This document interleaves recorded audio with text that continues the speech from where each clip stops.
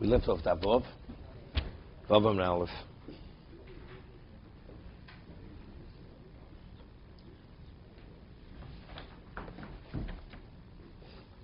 You know, if you think about it, the Chofetz Chaim writes, he cites the Vilna Gaon says, he has a proof from the Yerushalmi, that every word of Torah that you study is a mitzvah asay.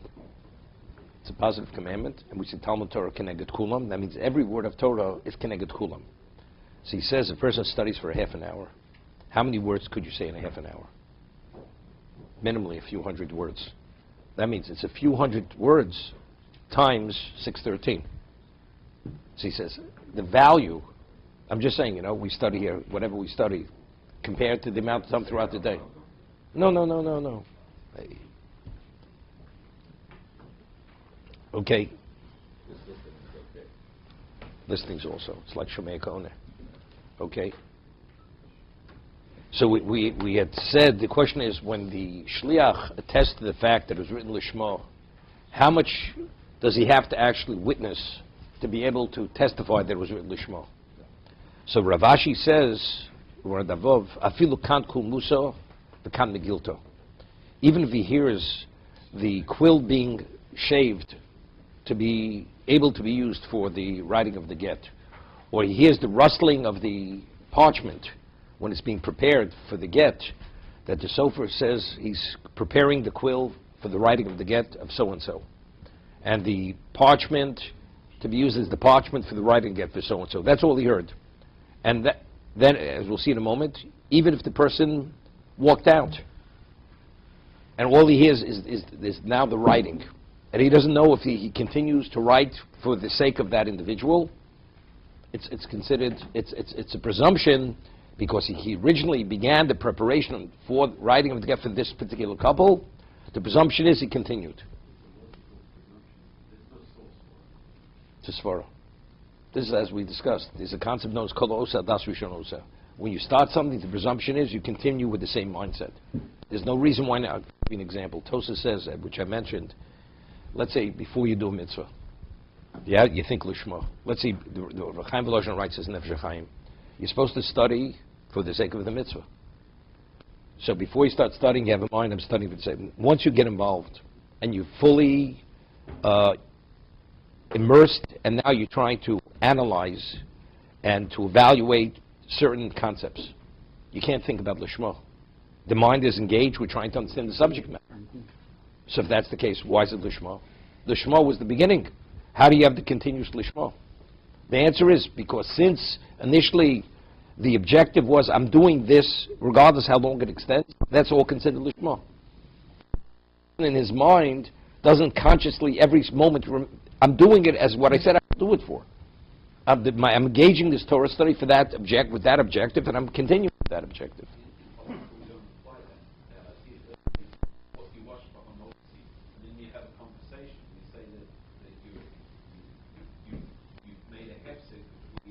It's something else. Because you're not supposed to interrupt between and the eating. But when you could have any conversation you want. The bracha has to be associated with the eating. Once you've eaten, then you're permitted to speak. That has nothing to do with it. Once he prepares and he goes out of the house, why don't you say that? No. So you said something about a sacred Torah, so somebody leaves, it takes a long That, you should know, that the sofer continues to say, you know, he's doing it l'shem Hashem, you know. See, the two, it's interesting. Every time a sofer writes Yud Kei Vav Kei in the Sefer Torah, he writes it l'shem kedushas, l'shem kedushas Hashem. He says, I'm writing this to sanctify the letters of Hashem's name. As many times as he's written before, he has to every time have that in mind. Why don't we say the same thing? Until now, every time he's written the Yud Kei Vav Kei, he had that in mind. But yet he has it again. The answer is, even if he wouldn't, it wouldn't be a problem. It would not be a problem. Or maybe you could say there is a difference. Because when he writes the other letter, the other words, he doesn't have that in mind. So it could be doing that could be minimizing that intent. So every time he has to reestablish the intent. But even though we're going to see in a moment, it says when the sofer leaves the house and he goes even out to the market, what do you do in the market? Whenever he purchases something, he gets back, He continues writing the get. What do we say? We say the presumption is he continues where he left off. Even though he had done something mundane, unrelated to writing a get, he doesn't have to reestablish his mindset. Well, as we'll see in a moment, because the Gemara brings a proof from this brisa to support Rav Ashi. But actually, if you ever attend the get, they have every stringency that it should not be in question that this was written properly. Continuously, he has in mind it's for the sake of this couple, for Ruvain and for Leah, whatever the name may be, continuously. Because you don't want there to be ever a question regarding the validity of the get. Because it's a question of adultery and mamzer. Therefore, they go to the nth degree to make sure that it should never ever be able to be contested or questioned that it was done properly. Here we're talking about to what degree it's sufficient. Still on me one shliach. Still on me one shliach. We're talking about the sofer. The sofer is witnessing the writing of the get. So he has to attest to the fact that it was written lishma. So to what degree does he have to be present when it's being written? That's why this presumption works, because there's an assumption that the sofer understands the ramifications here. Correct, no question. And is going to do everything with all these chumras. Correct, 100%, definitely. Correct, of course. We're going to have a discussion later. What about if a non-Jew writes a get? If a non-Jew writes a get, it's not valid. Yeah, it says afilu godol omen al gabov. Even if an adult is instructing him, you have to have in mind continuously for this particular couple. And you continue whispering in his ear, remember to have in mind for this particular couple. The halacha is, the Gemara says later, it gets not valid. The Gemara says, why? Because when a non-Jew does something, al das atzma, he has a mind of his own. He doesn't value it sufficiently to pay attention to follow instruction. He has his own mindset. I'll have in mind what I want to have in mind. A Jew, the presumption is that if he's instructed, he will follow instruction, understanding the ramifications of what he has to. But a non-Jew, al das atzma, he has a mind of his own. Going back to the machloket about whether the get has to be, the signature has to be verified, or it has to be... We rule like Rabbi Lozer. That when the Torah says v'kosav, kosav means the actual text of the get has to be written lishma. But according to the other opinion, can a get be written without lishma? According to Rav Meir, yes, he could take. Only the signatures have to be lishma. So a goy could, Rabbi Meir would say, goy, it's fine. It's no worse than finding it in a waste can. So that's a big difference. Tremendous. The Gemara says that's halach difference between Rav Meir and Rabbi Lozer. A goy could write a get according to Rabbi Meir. Correct. He doesn't even have to be told, have the couple in mind. Yeah, you could write just forms, Computer would be fine? If a computer would be considered writing, it has to be written. Okay. Doesn't have correct. Okay? Big deal. Tanya Kavasha Ravashi. We have a brisa which supports Ravashi that the agent does not have to be present every moment, every word which is written, it was done lishma. Of course, we rely on presumption that as long as it started lishma, we're presuming continuously the sofer wrote it lishma. Hamevi get midin sayam. Person brings a get from overseas. Afilu bebayis v'sofer b'aliyah. So visually, he's not present while the get is being written. He's in the lower level of the house. The sofer is writing the get in the upper story of the house. Hu ba'aliyah v'sofer bebayis. He's in the upper story. The sofer is in the lower story. Afilu kulo. Even if he is entering and leaving continuously throughout the kosher. Okay, we'll see in a moment. The brisa is speaking about two different individuals. The first case is speaking regarding the shliach. As it says, he's in the upper story, or the sofer is lowest person. Who bebayis v'sofer ba'aliyah? The sofer is in the lower story. He's in the lower story. The sofer is Ali is in the upper story. Halokachozi like could attest to the lishma. Visually, he doesn't see anything written. He's not there while he's writing the words. Elalav. So what are we speaking about? Why is it valid? Going to shama kant kun muso kamigilto. Because here's the sound of preparing the quill for the writing of the get, that he's preparing lishma to write a get for this particular couple, or the preparing of the parchment, that the parchment is being cut to be used for the get for this particular couple. Okay, so we see that he does not have to be there present as he writes every word to witness every word being written lishma. It has to be written with a quill, or it can be written with a pen. Or it could be written with a pen.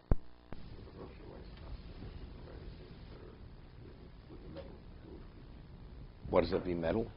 I mean, If it's wood? Because they even use a quill. Definitely have a quill. But if you use it's better with the metal pen, then you can write it that easily. Okay. See, that resonates with Moshe because he's a calligrapher. Okay.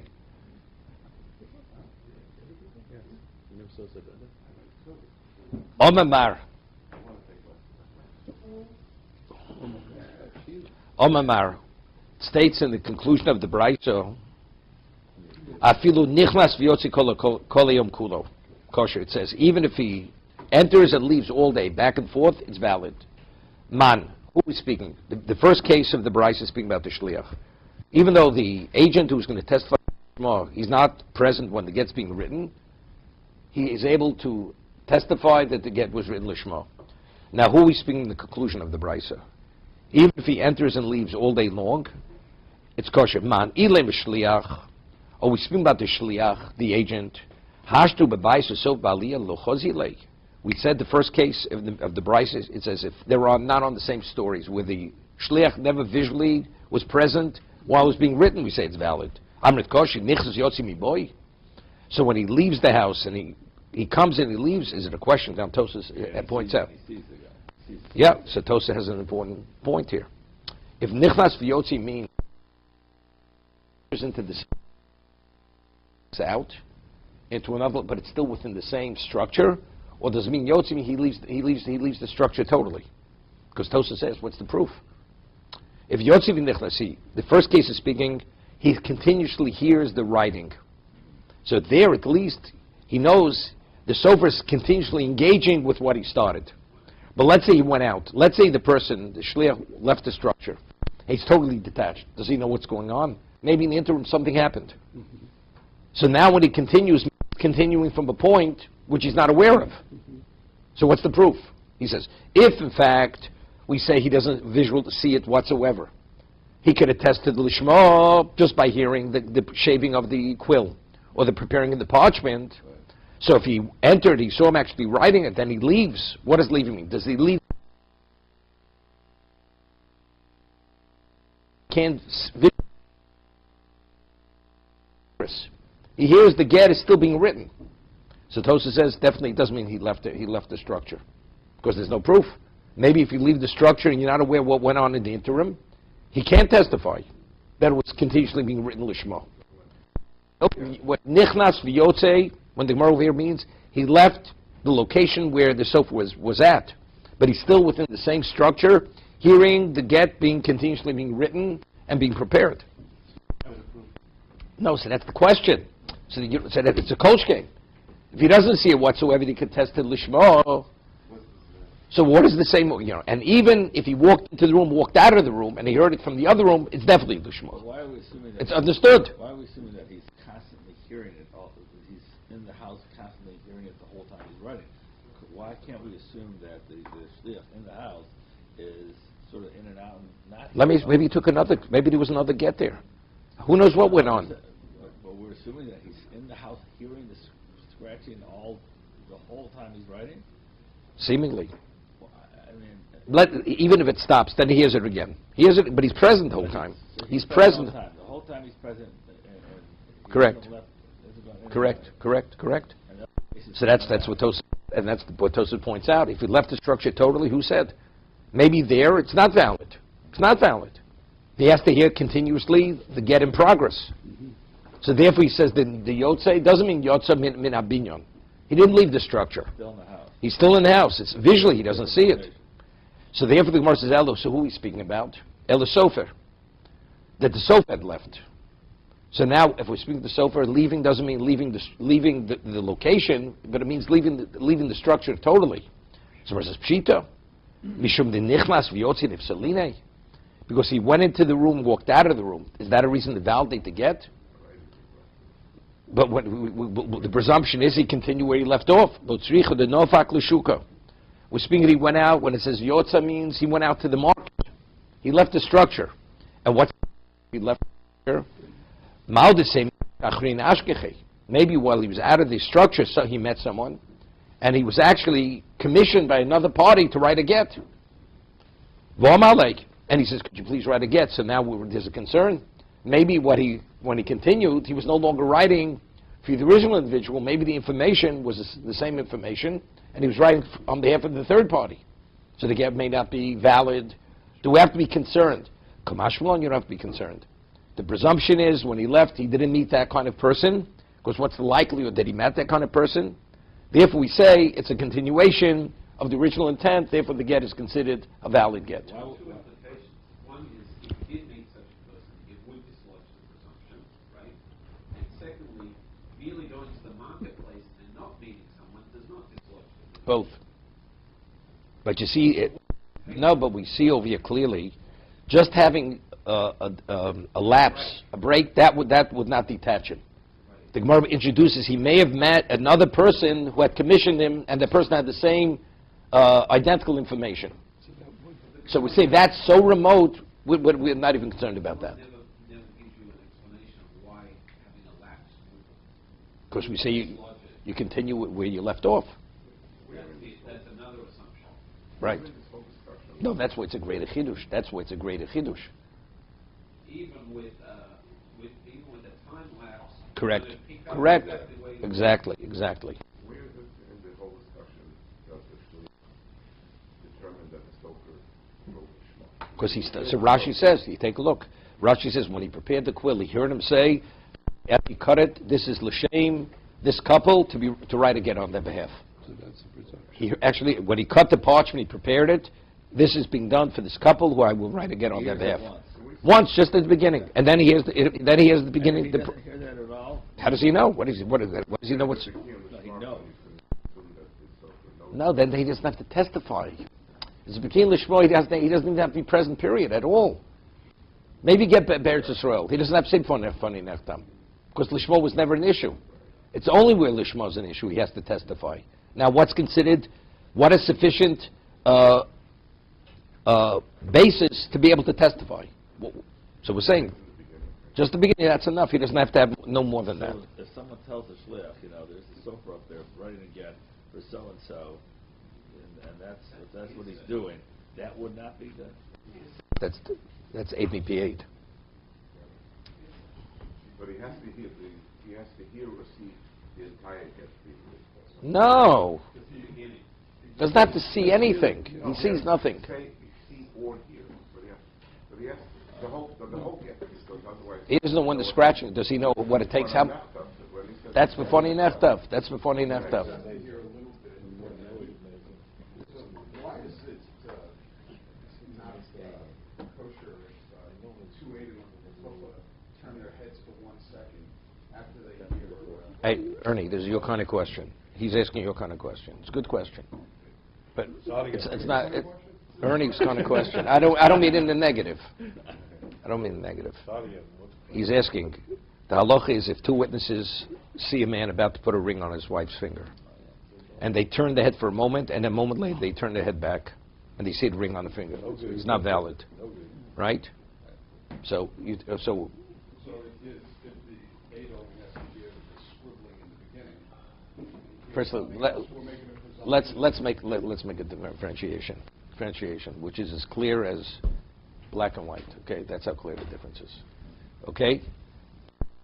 The Gemara says in Kedushin, Eidim who witness a marriage, what exactly is their function? Is it to verify the marriage or to create the marriage? It's to create. It's not verification. If marriage would be, the witness under the chuppah would verify that she received the ring, she would be married. Because they could test her, she definitely received the ring. The man said the words, and he gave her the ring. There's no question. It is impossible that the ring should be put on the finger unless he put the ring on the finger. But that's no witness. Witnesses for Kedushin is not verification. It's l'kiyume, they create the marriage. Them witnessing the act of marriage, that causes the act to take on value. It's like giving the get. They have to witness the get being given from the husband to, if you hold like Rebbe Lozer, Edim Sira Karsi. It's the transfer of the get from the husband to the wife. That terminates the marriage. They have to see it. It's not verification. That gives the mechanism its force to be able to terminate the marriage. So the writing of the get is almost like the shove up fruit dough. No, the writing of the get, there you have, that we have a question. Was it written lishma not? That's verification. The shliach, that's verification. That's not creating the get. That's verifying that the get has the ability that if you have the right circumstance, it could terminate the marriage. So let's take the same case. You following the difference? So the But in the words of the Gemara, there's livrure. Livrure means to verify, or it's likyume, or it's to create, to establish. Good. So the witnesses are witnessing the giving of the get.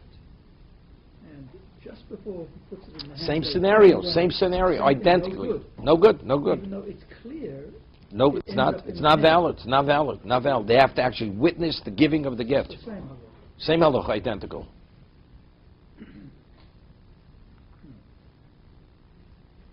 Okay.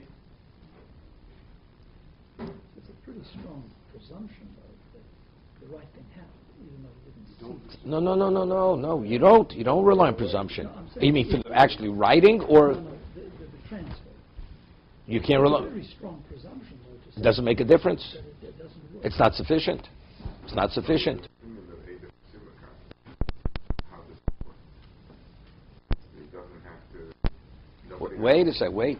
But Rabbeinu Tam, if you remember Rabbeinu Tam says even if Chasima Karsi, even a mayor agrees in the transfer, you have to have witnesses witnessing the transfer. It's two different things. One is what gives it its validity as a get. Are the Edom when they witness the transfer?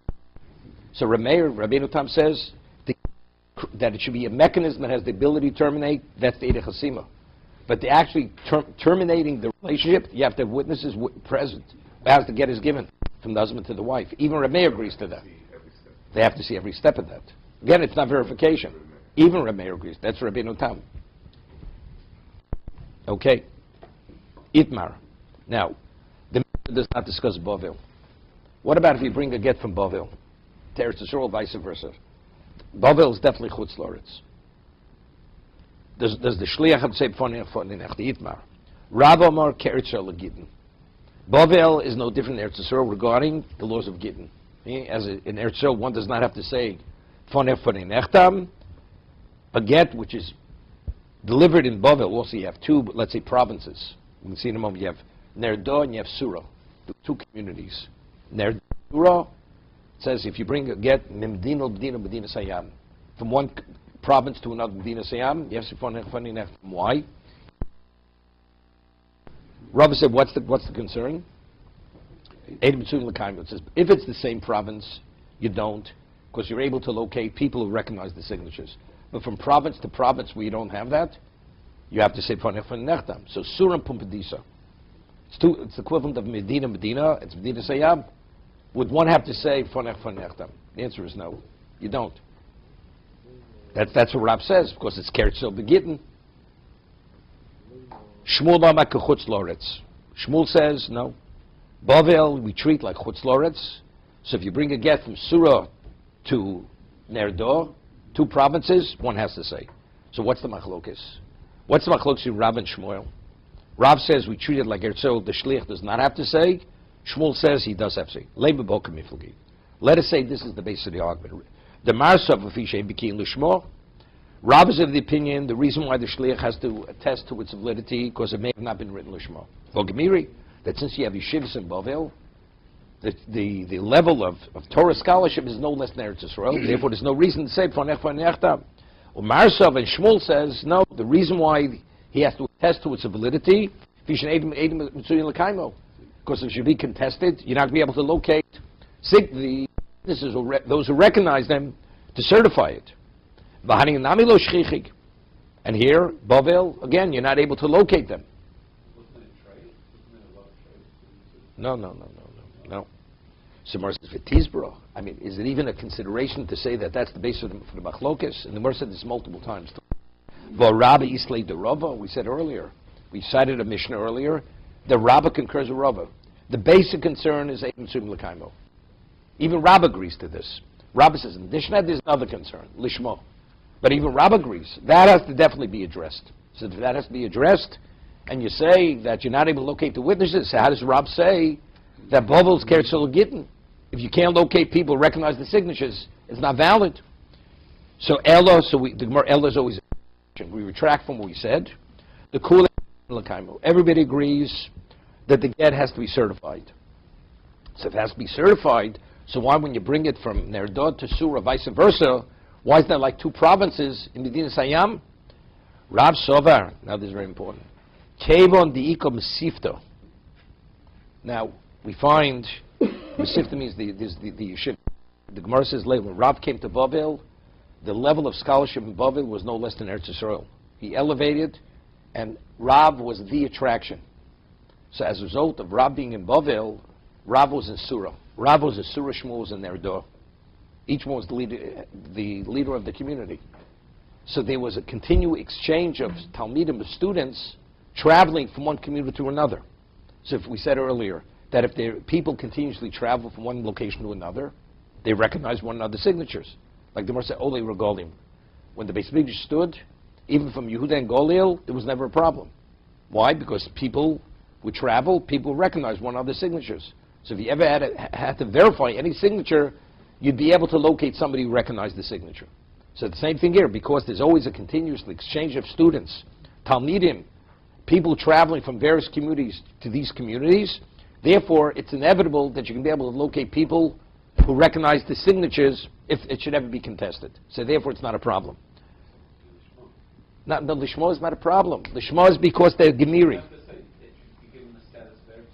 No, but what about the other issue? We're talking about Eid Mitzvim L'Kaimo.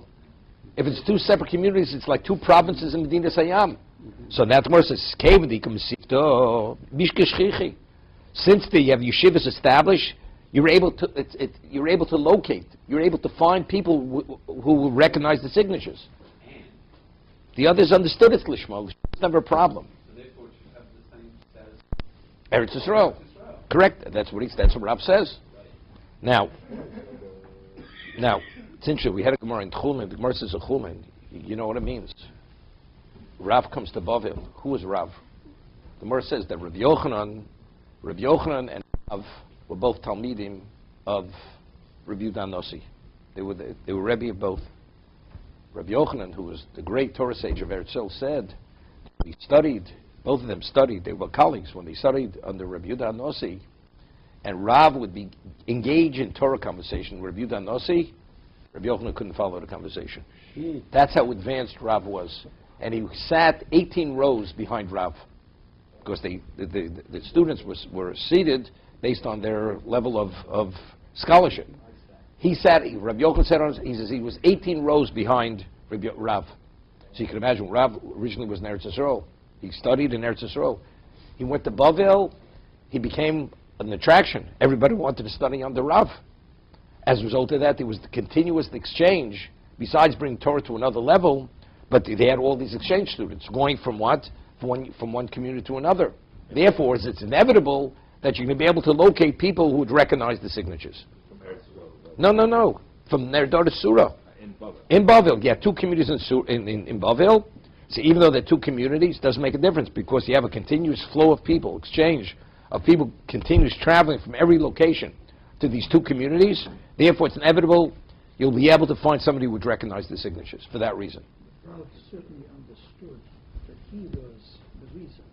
He understood he was the reason. So why would he issue a ruling that... You mean after he passes away? Yes. Wait. Okay, good question. But once Rav is to another level, you understand. Reb Chaim was known, Reb Chaim Brisker, he introduced a new approach, analytical approach to Torah. Till him, the whole way one would study was a whole different level. It was a different level of analysis. Reb Chaim Brisker, Reb Chaim revolutionized the whole approach to Torah. In terms of evaluating it, analyzing it, and he became the personality in Volozhin. Well, he was much younger than Tziv. So, but who maintained that? We're already holding the third generation since Reb Chaim. There was Reb Chaim, there was the Brisker Rov, and today they're still brisk. Now it's the grandson. Now it's the great-grandson. It's the great-grandson of Reb Chaim, but it's being perpetuated. So I'm saying it's the same thing. Rav, what he established, it was perpetuated even beyond Rav. So it's called derech halimud. It's an approach. Shmuel's approach, Rav's approach was a different approach. So if you wanted to be mentored with that approach, you would go there. So there was, even beyond his lifetime, there was always this exchange of people traveling from one yeshiva to another. What we say is that as time unfolds, there's a dilution. Doesn't make a difference, but people still, it's always, today there's a dilution. Today, it's not what it used to be. But people still seek out whatever that was at one time, even though it's not the same, but it's a semblance of that, that's sufficient. Nothing's what it used to be. Shiv Zichronim Baruch Hu once told me he learned Slabodka. Most of his, when he was a student, till after he was married, then he came to the United States. But he told me, in those days, he spent 6 weeks in Radin, studying in Radin. Why did he go to Radin? Because there was the Rosh Yeshiva of Radin at that time was a graduate of Slabodka. His name was Reb Naftali Trupp, and Reb Naftali Trupp, he was known as the Gran, had a very unique way of analyzing and giving shurim. So even to go for 6 weeks, it had value. And he went for 6 weeks to Volozhin, to Radin. And he said it wasn't uncommon. So you were still the Slabodka student, spend 6 weeks, 3 months, and you go back to your yeshiva. And there was an exchange, various yeshivas. They would go from one to another to be able to cull whatever they're able to cull over that short period of time. So the story he told me was when he was there, they wanted very much he should stay because he was an exceptional student. He was, he was a world prodigy when he was a young man. They wanted him to stay there. So they did whatever they could to convince him to stay. They fashioned, he had his own stender. Usually used an old stender. No, they provided his own stender. Whatever they could do to accommodate him, that he should make him comfortable to stay. After 6 weeks, he left. So when he was there, the Chofetz Chaim was alive. This is in the 1918, 1919. So the Slabodka Talmudim dressed a certain way. They dressed fashionably, in fashion. It was known. And he came to Radin, he was wearing a red tie. And the Chofetz Chaim approaches him, he says, it's not appropriate. Not appropriate. You should take off the tie. Red is not appropriate for Yeshiva Bacher. That's what the Chofetz Chaim told him. He told him other things, but that's one of the things he told him. That's something he shared with me, what the Chofetz Chaim told him. Who got the stender? Okay. So Rabbi has the opinion that because once these yeshivas were established, Mishka Shchichig, so the exchange of Talmidim, so before the exchange, if you'd ever have to locate someone who recognized the signature, it was inevitable you'd be able to locate that person. Mm-hmm. So what about Shmuel? Shmuel said something phenomenal. Shmuel said, it's true, you may have the exchange, but people were so focused on their studies, they didn't have time to really focus on recognizing signatures. Why wouldn't that same logic apply in Eretz Yisrael? Good question. Tosas addresses that. Tell you a story. Ramosha Lindinsky, when the Chofetz Chaim started Radin, he chose Ramosha Lindinsky to be Rosh Yeshiva. When he founded Radin, which was in the late 1800s century, Ramosha Lindinsky was a student of Volozhin. He studied Volozhin for 10 years. And he came to Volozhin, he was a married man, he was in the Kollel. Lindinsky finished Shas 450 times. When he gave shir, or when he would study with a student, he never needed a Gemara. Gemara, Rashi, Tosas, the commentaries in back, everything was committed to memory. Everything was committed to memory. So, after he was in Radin, an old chavrus of his visited him, and this person studied with Moshe Lubninsky for 4 years. Could you imagine? 4 years. And the person visits him, and he says, Shalom Aleichem, how are you doing, this and that. No recollection of him. No recollection of him. Not the name, not the face, nothing. They faced one another for 4 years. No, and they engaged. He was like amazed. How do you not recognize it? It's not, it was almost 60 years later, and maybe it was the question, his memory was failing him. It's just a few years later. He says, I don't recognize you. So he thought, I'm going to tell you of a piece of Torah which we engaged in that I once shared with you. Once he told me the Torah, then he knew who he was. You understand? He was so immersed in the Torah, although visually he saw him, it never registered. Never registered whatsoever. You understand what Girsa Tridi means? He was so preoccupied in the text, anything other than that didn't register with him. Could be in Israel too, this concept. Okay? It's an exceptional level. It's known fact, Reb Chaim Kanievsky, any mundane fact does not retain. Does not retain. Unless it's integral to Torah, does not register. He can meet you 25 times, but if meeting you has no relevance, is not integral to his Torah study, does not register. Any information. So somebody asked him why. Everything you remember, he said, look, a person only has a certain capacity for memory. Once you fill it with anything else, it diminishes and detracts from what you're supposed to remember. Therefore, anything which is not integral to Torah does not register with him. That's what Chaim Kanievsky said. This is Girsai Tridi.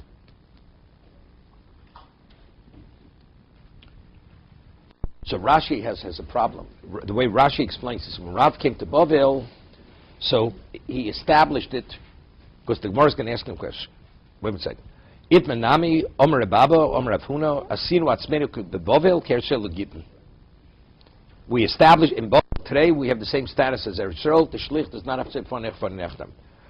Why? Because Rav the Bavel. Once Rav came to Bavel, Bavel was elevated to Eretz Yisrael. Not only in the proficiency, but even in terms of being able to locate witnesses to certify and verify the document. To be continued.